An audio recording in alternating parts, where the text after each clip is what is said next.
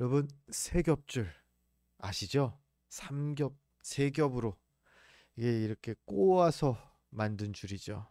성경은 이 세 겹줄에 대해서 말하고 있습니다. 뭐라 그러죠? 한 가닥 두 가닥보다 훨씬 더 튼튼하다. 그 세 겹줄을 말하면서 성경은 함께를 강조합니다.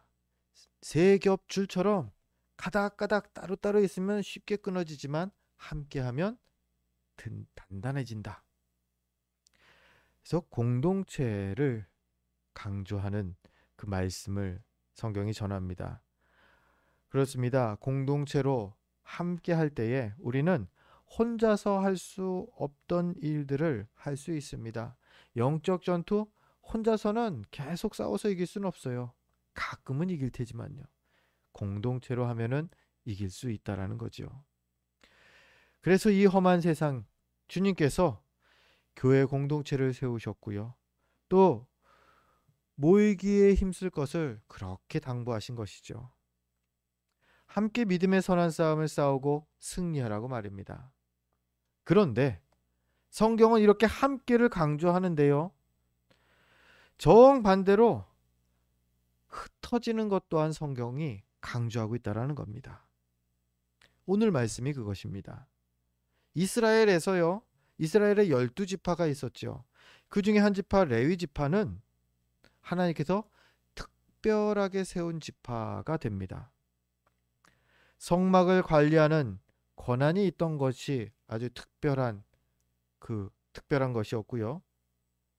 또 모두에게 가나안 땅을 하나님께서 약속하신 땅을 갔을 때 모든 지파 모든 백성에게 나누어 주시겠다 약속하신 그 땅, 그 약속된 땅을 기업으로 받지 못하는 것에서도 이 레위 지파는 좀 특별한 지파였습니다. 그리고 또 한 가지, 오늘 이 땅을 받지 못했기 때문에 한 지역을 지파별로 받았는데 그렇게 받지 못했기 때문에 레위 지파는 흩어져 살아야 했던 좀 특별한 지파입니다. 어떻게 흩어졌느냐? 오늘 본문 8절에 이러한 말씀이 있죠. 너희가 이스라엘 자손의 소유에서 레위인에게 너희가 성읍을 줄 때에 많이 받은 자에게서는 많이 떼어서 주고 적게 받은 자에게서는 적게 떼어 줄 것이라. 각기 받은 기업을 따라서 그 성읍들을 레위인에게 줄지니라. 무슨 뜻이냐면요. 이 12지파, 그 동서남북 전국으로 다 흩어진 12지파가 그 지파별로 조금씩 성읍들을 떼어서 레위인들이 살 수 있는 곳으로 만들어줬다라는 거예요. 즉 레위인들은 전국에 흩어져 살아야 했다라는 거죠. 자, 그럼 우리 역사적으로 왜 레위인들이 이렇게 흩어져 살게 되었는지 그 기원을 한번 먼저 살펴보려고 합니다. 처음 야곱이 나이 들어서 12아들들과 함께 가나안 땅에 이제 정착하려던 때의 일입니다. 가나안에서 그 땅에서 그 힘이 있던 부족의 추장 세겜이라는 인물이 있었는데요. 그 세겜이 야곱의 딸 디나를 강간하고 욕보인 사건이 일어납니다. 야곱의 입장에서는요. 그 상황에서 지금 가나안 땅에 이제 막 정착해서 이제 좀 터를 닦고 이제 살려고 하고 있었기 때문에 함부로 이 그 원주민이죠. 가나안 세겜 그 추장은 이 인맥도 넓고 그런 그 세겜과 그 부족에게 밉보여서는 안 되는 상황이었다라는 거예요. 그래서 함부로 항의도 하지 못하고 그저 세겜의 눈치를 봐야 했던 그런 상황이었다라는 거죠. 그래도 다행인지 이 세겜이 디나를 좋아합니다. 그래서 아내로 맞이하기를 원한다라는 거예요. 근데 그때 야곱의 아들들이 이 세겜에게 말합니다. 우리는 이방 족속에게 우리 동생을 혼인시킬 수 없다. 그래서 거절하면서 단 조건 하나. 만약에 너가 진짜 결혼하고 싶으면 너희 부족 남자들을 우리와 같이 할례를 행해라. 할례를 행하면 같은 그 혼인을 인정해 주겠다라는 거예요. 세겜은 이 말을 좋게 듣습니다. 그리고 돌아가서 바로 모든 부족의 남자들에게 할례를 행합니다. 자신도 마찬가지고요. 그런데 할례 받아서 이제 움직이지 못하는, 싸울 수 없는 그 부족의 사람들을 야곱의 둘째 아들 시므온과 셋째 아들 레위가 가서 다 죽입니다. 이렇게 복수를, 자신의 누이에 대한 복수를 시므온과 레위가 하지요. 근데 이것에 대해서 야곱은 좋게 여기지 않습니다. 왜냐하면 앞서도 말씀드렸다시피 이 터줏대감을 건드렸기 때문에 이 직후에 야곱과 그 가족들은 이 땅을 떠나야 했습니다. 그렇게 시간이 흘러서 이제 창세기 49장을 보면 야곱이 임종할 때에 12아들들에게 유언을 남기죠. 뭐 일명 야곱의 축복이라고 통칭하는 그 문장, 그 내용입니다. 그런데 거기에서 오늘 이 시므온과 레위에 대한 유언이 나옵니다. 5절 말씀에 이렇게, 창세기 49장 5절에 나오는 말씀이 이렇습니다. 시므온과 레위는 형제요, 그들의 칼은 폭력의 도구로다. 바로 이 가나안 그 부족 추장 세겜과 그 부족을 죽였던 그 사건 때문에 그것을 아직까지 기억하면서 생각하고 있었던 거죠. 그리고 7절에 축복이 아니라 저주의 말을 합니다. 7절 말씀에 이렇게 기록되죠. 그 노여움이 혹독하니 저주를 받을 것이요 분기가 맹렬하니 저주를 받을 것이라. 내가 그들을 야곱 중에서 나누며 이스라엘 중에서 흩으리로다. 흩어지게 하는 저주를 아버지가 아들에게 합니다. 근데 하나님이 대단하신 게 이 야곱의 이 저주까지도 하나님께서 들으시고 응답하신다라는 겁니다. 역사를 이제 이후로 조금 지나가면 보면요, 시므온 지파를 먼저 살펴봅니다. 시므온이 흩어지는 것이 성경에 보이게 됩니다. 어디냐? 출애굽, 모세와 함께 이스라엘 지파들이 출애굽합니다. 그리고 출애굽한 직후에 인구 조사를 합니다. 하나님 명령으로. 그래서 인구를 조사해 봤더니 이 60만여 명의 그 장정들이 이스라엘 12지파에 있는 거예요. 그리고 그 중에 시므온 지파가 3등이었습니다. 인원수로 59,300명. 많죠? 유다 지파, 뭐 그다음에 그 에브라임 지파, 뭐 그다음 3등. 유다 지파 그렇게 해서 3등인데 아주 많은 겁니다. 그러면은 이거 흩어진 거 아니지 않습니까? 이제부터 흩어집니다. 어떤 일이 있었는지 성경이 명확하게 명시하고 있지는 않는데요. 40년 광야 생활이 지난 후에 이제 하나님께서 가나안 입성 직전에 2차 인구 조사를 하게 하시죠. 그때 봤더니요, 이 시므온 지파가요, 이 장정수가 22,200명이 되어 있습니다. 12지파 중에서 꼴찌가 되어버렸습니다. 무려 절반 이상, 5분의 3 정도가 되는 37,100명이 이 40년 사이에 증발해버린 겁니다. 그럼 다른 지파도 그렇게 줄지 않았습니까? 아니죠. 아시다시피 총 인구수는, 장정수는, 군대 수는 60만 명으로 똑같습니다. 즉 다른 지파는 많아지고요, 혹은 비슷하게 유지된 반면에 이 시므온 지파만큼은 과반수 이상 확 줄었다라는 거죠. 장정수가 힘과 번영의 기준이었던 그 시대였다는 걸 감안하면요, 시므온 지파는 지금 엄청나게 쇠락한 겁니다. 그리고 성경에 하나님께서 말씀하신 게 뭐죠? 인구수대로 땅을 분배해라. 결국 그래서요, 시므온 지파는 땅 분배도 아주 조금 받습니다. 성경에 어떻게 표현되고 있냐면요, 유다 지파가 땅을 분배를 받습니다. 그런데 유다 지파가 너무 이게 인구가 많으니까 많이 받았어요. 그 받고 나니까 너무 많으니까 시므온 지파 조금 띄워줍니다. 그래서 시므온 지파가 거기서 살아요. 그래서 따로 시므온 지파가 어느 정도 땅 분배를 받았는지 성경이 그 말하기보다는 유다 지파의 그 땅의 일부를 시므온 지파가 받았다. 이렇게 그 정리가 되어 있다라는 거예요.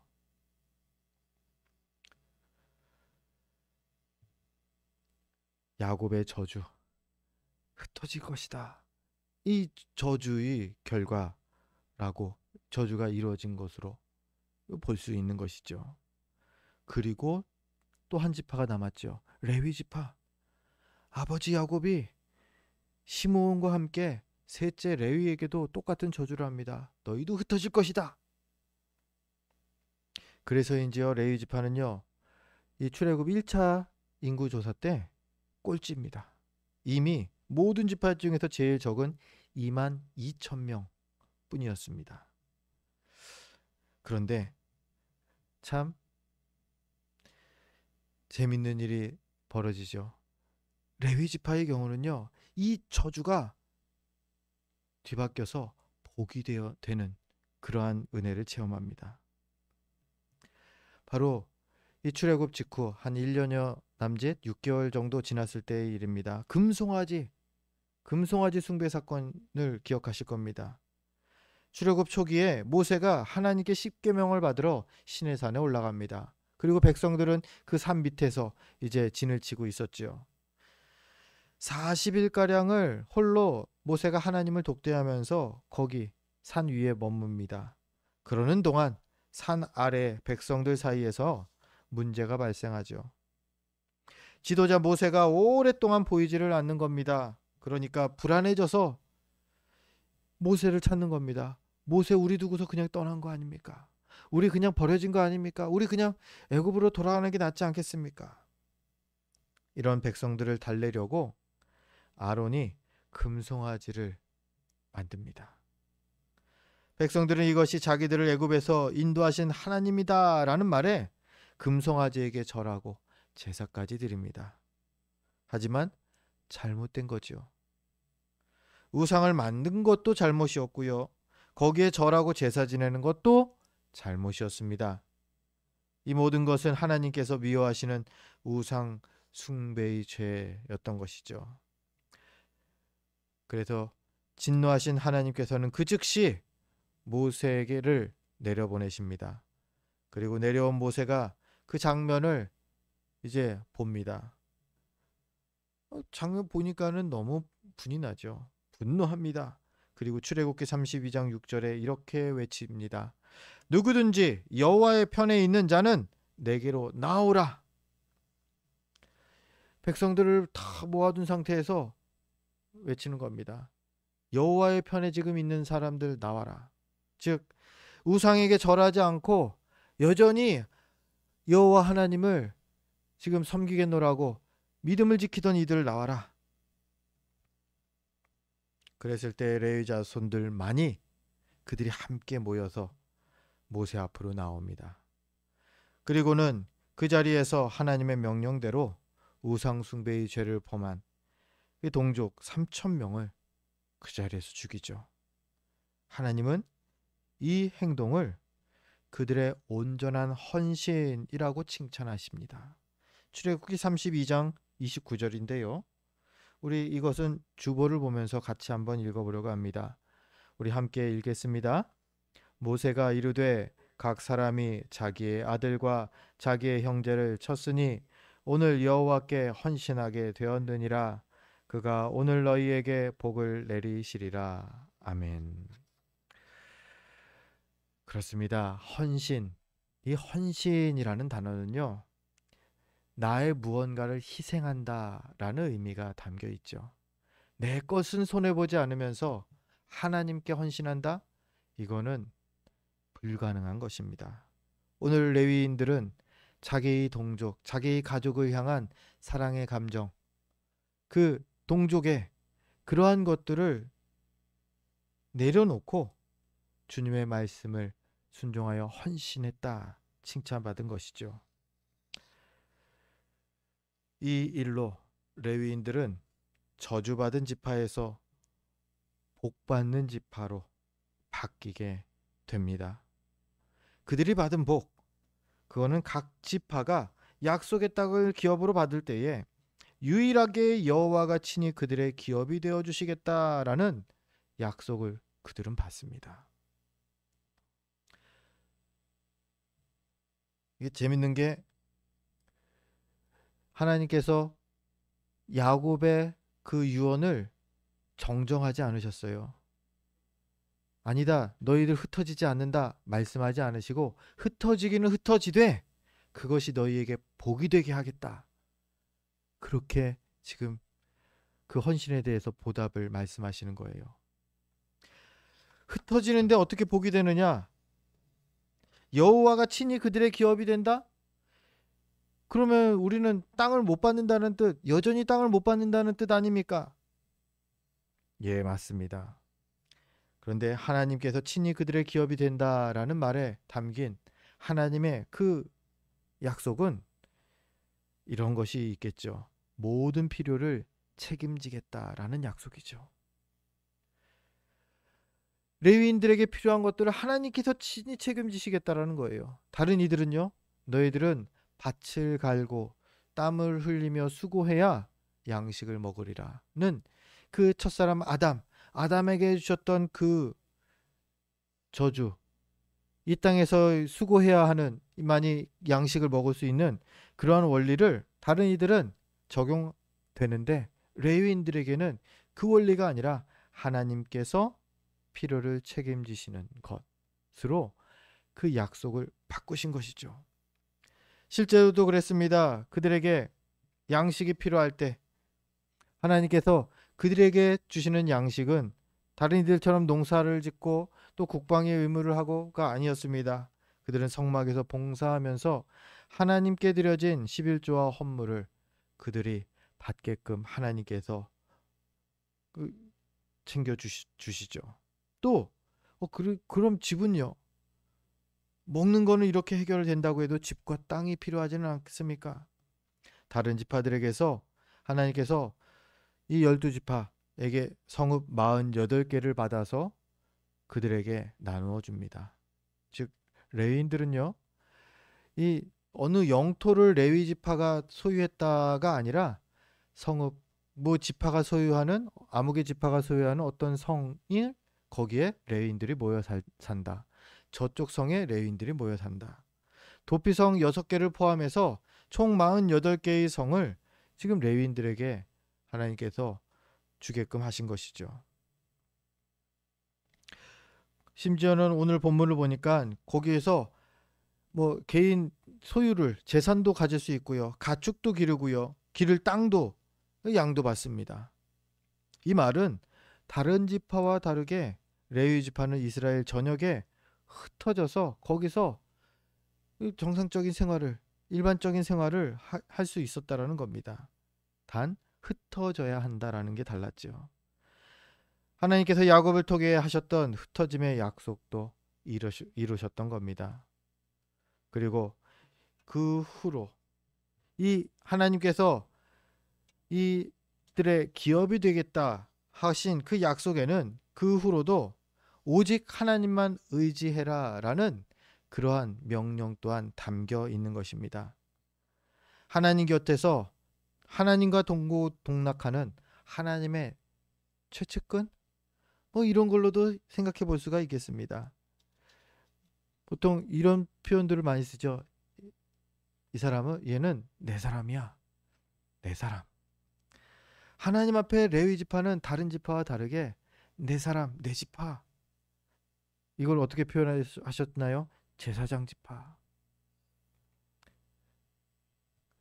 그렇게 하나님께 특별한 지파로 세워졌죠. 즉 나만 의지하고 나만 따라와라. 여기에는 그 의미가 또 담겨 있는 거 아니겠습니까? 한 번 온전한 헌신을 했는데 그것으로 인해서 대대로 레위 지파에게 내려오던 저주를 끊고 하나님께서 그것을 복이 되게 하신 것이죠. 우리는 이 시대의 레위인들입니다. 그렇기 때문에 우리가요, 힘써야 할 것은 항상 주님의 편에 서기를 힘써야 할 것입니다. 다른 세상의 것을 의지하지 말라라는 것입니다. 그리고 또한 오늘 레위인들처럼 온전한 헌신을 드리기를 항상 힘써야 할 것입니다. 그럴 때에 주님께서 우리의 기업이 되시는 큰 복을 우리가 날마다 누리게 될 것을 확신하시기 바랍니다. 그뿐이 아닙니다. 이렇게 주님의 기업이 된 레위 지파는요, 자신들 뿐만 아니라 온 이스라엘을 향하여서도 복의 통로로 쓰임 받습니다. 흩어진 레위 지파들이 전 지역에서, 각각의 지역에서 했던 일, 분산되어서 살면서 이스라엘 가운데서 했던 일 때문이죠. 먼저는 하나님의 대언자의 역할을 레위인들이 합니다. 그래서 레위인들 가운데 뭐 제사장도 세워지고 그랬지만, 레위인들이 가르치는 역할을 하죠. 율법을 가르치는 자들. 율법을 교육하고요, 또 신앙생활을 지도합니다. 이럴 때는 이렇게 하는 거야. 즉, 뭐 지금으로 따지면 재판, 판결, 이러한 그 지역 가운데에서 그러한 판결까지도 레위인들이 감당하는 것이죠. 하나님의 대언자로서 그러한 역할들을 감당했고요. 또 중보자 역할도 합니다. 원래는 제사를 어디서 드려야 됩니까? 이스라엘에는 딱 한 곳, 예루살렘, 성전에서, 그 성막에 있는 곳에서 제사를 지냅니다. 그런데 너무 멀잖아요. 매일 제사를 드려야 된다 성경은 말하는데, 그걸 하기에는 너무 멀지 않습니까? 1년에 그래서 3번 남자들은 거기로 가서 예배를 드리는 것이고, 그 외의 것은 이 레위인들이, 흩어진 레위인들이 뭐 매일 드릴 거, 또 뭐 어떤 그러한 것들을 집례했다라는 것이죠. 각 지역에서.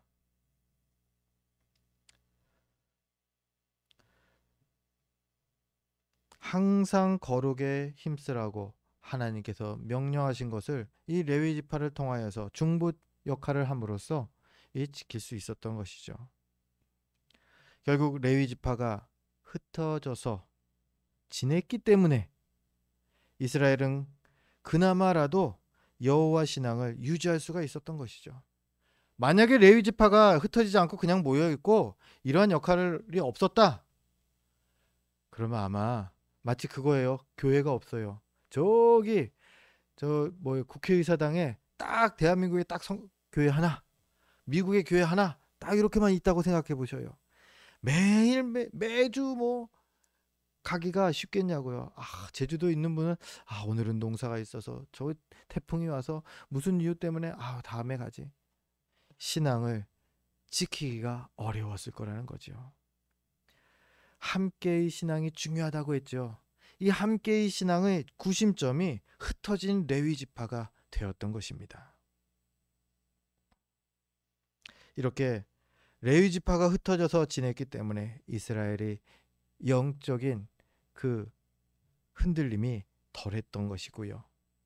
이렇게 흩어진 레위 지파는 이스라엘의 믿음을 지키는 복의 통로로 귀하게 쓰임 받은 것입니다. 그리고 앞서도 말씀드렸죠. 우리가 바로 이 시대의 레위 지파라는 것을 우리가 기억해야 합니다. 자각해야 한다라는 거예요. 하나님의 은혜로 우리가 먼저 택함 받고, 우리 가정으로, 또 직장으로, 또 우리의 삶 가운데에서 구원의 복을 전하는 사명을 받은 것입니다. 그 사명을 받은 레위 지파, 누구든지 여호와의 편에 서는 자는 나오라. 그럴 때 우리가 손 들고 나아온 거예요. 저요. 제가 그 편에 서겠습니다. 이미 나온 것이에요. 그렇다면은 레위 지파로서 그러한 레위 지파의 삶을 또 우리가 온전히 살아가야 한다라는 것입니다. 하지만 레위 지파의 삶을 살기 위해서 하나님은 물론 모이기에 힘써야 할 것입니다. 하지만 흩어지는 것이 사명이라 말씀하시죠. 흩어져서 복음을 전하는 것입니다. 그런데 어떻죠? 믿음의 지체들과 모여 있는 게 힘이 나고요. 위로가 되고요. 은혜로운 게 사실이죠. 흩어지고 나면 너무 외롭습니다. 뭐 집에 뭐 시댁에 갔는데 뭐 친척들 만났는데 딱 나만 예수 믿어요. 야, 이거는 식사 때 식사 기도하는 것 가지고도 막 뭐라고 그러고, 야, 너 왜 눈 감냐? 그냥 안 먹으면 안 돼? 막 조곤조곤 뭐 이렇게 얘기를 하면 부담스럽고 불편하고 어색하죠. 교회에서는 식사 기도 하는 게 또 자연스러워요. 그럼에도 불구하고 성경은 흩어지라고 말합니다. 초기 예루살렘 교회가 그래야 했습니다. 이제 베드로의 설교를 듣고 3천 명이 회개하면서 이제 모여듭니다. 그때부터 예루살렘 교회가 시작되었습니다. 예루살렘 교회의 소문이 아주 좋게 납니다. 그 사람들이 너무 온유하고 떡을 나누고 뭐 그 포도주를 나누면서 교제를 나누고 모이기에 힘쓰기를 더 하고 기도도 열심히 하고 너무 좋게, 그래서 예루살렘 교회가 크게 부흥하게 됩니다. 그러고 나니까 자기들끼리 계속 좋아서 모이기에 힘쓰긴 하는 거예요. 근데 딱 거기까지였습니다. 그 다음 스텝을 밟지를 못하고 있었어요. 그러던 중에 하나님께서 한 가지 사건을 일으키시죠. 바로 스데반 집사의 순교 사건이었습니다. 스데반 집사가 복음을 전하다가 유대인들의 돌에 맞아 죽습니다. 그 순교를 기점으로 해서 성경을 보면 예루살렘에 큰 박해가 있었고요. 그걸로 인해서 다들 흩어지게 됩니다. 유대로 또 사마리아로 뭐 온 땅으로 흩어지기 시작하는 거예요. 딱 사도만 이제 예루살렘 교회에 남았다. 성경에 그렇게 나옵니다.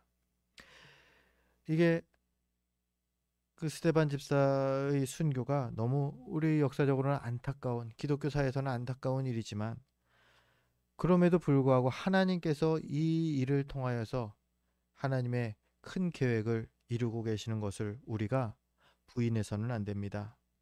이 일로 예루살렘 교회가 흩어졌기 때문에 유대 온 땅에 복음이 전해졌고요.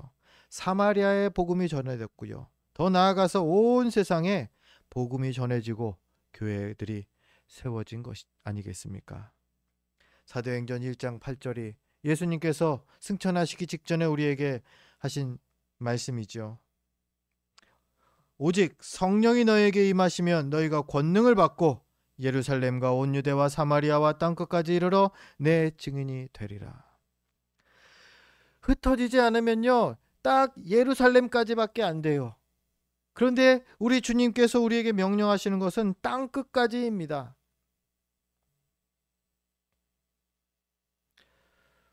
물론 바른 신앙, 바른 그 주의 일을 감당하기 위해서는 우선 모이기에 힘쓰는 것이 맞습니다. 모이기에 힘써서 모여서 은혜를 가득 충전받고, 이 시간이 그 시간이죠. 그 다음엔요, 그 다음 흩어지는 겁니다. 각자의 삶의 현장으로 가는 겁니다. 목사님, 저는 일주일 내내 교회 출근하겠습니다. 아유, 일은 안 해도 되고요. 교회에서 그냥 계속 있으면서 그냥 교회에서 뭐 먹고 뭐 그럴게요. 좋아 보이지만 우리 주님께서 원하시는 거는 흩어짐, 그 다음 단계인 흩어짐을 요구하십니다. 흩어져서 증인으로 살아내는 겁니다. 이것이 흩어지는 교회로서 우리에게 주신 사명이죠. 그랬을 때에 그것이 레위 지파에게 복이 되었고, 그 레위 지파를 통해 이스라엘이 그 복의 통로로 그 큰 복을 받았던 것처럼 우리를 통하여서 하나님께서 복을 베푸실 것입니다. 먼저 우리에게 디모데후서 4장 7절과 8절에 이러한 복을 약속하십니다. 우리 주보를 보면서 같이 읽겠습니다.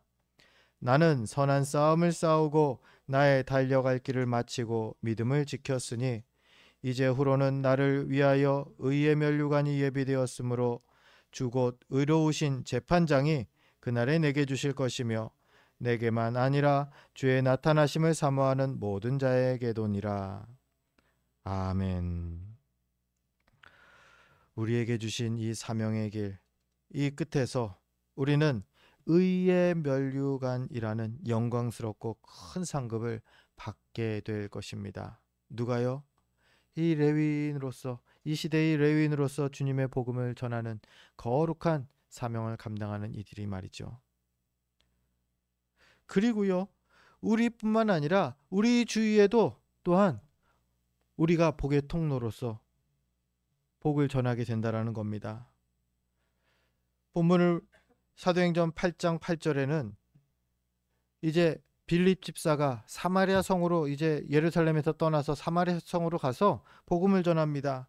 그랬을 때 그들의 반응이 어땠느냐? 그 성에 큰 기쁨이 있더라. 전하는 자만 기쁘고 많은 거, 그거는요, 이기적인 거예요. 근데 복음은요, 그게 아닙니다.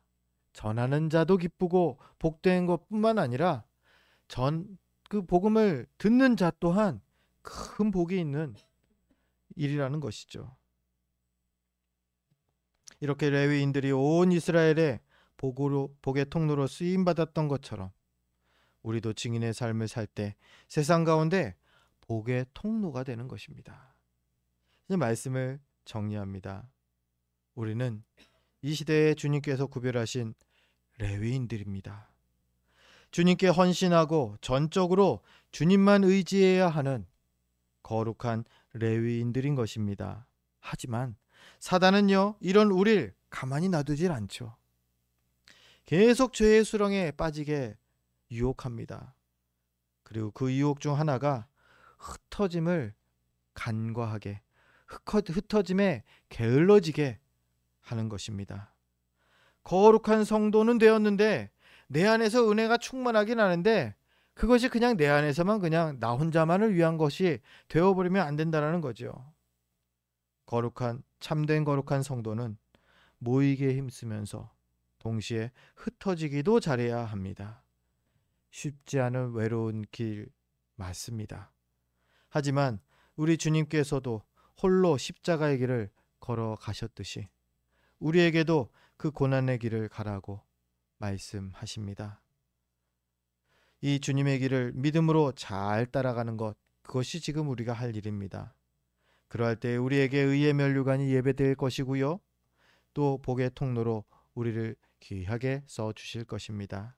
바라기는 잘 모이시고 또 잘 흩어짐으로 주님의 기쁨이 되는 저와 여러분 되시기를 주의 이름으로 축원드립니다. 기도하겠습니다.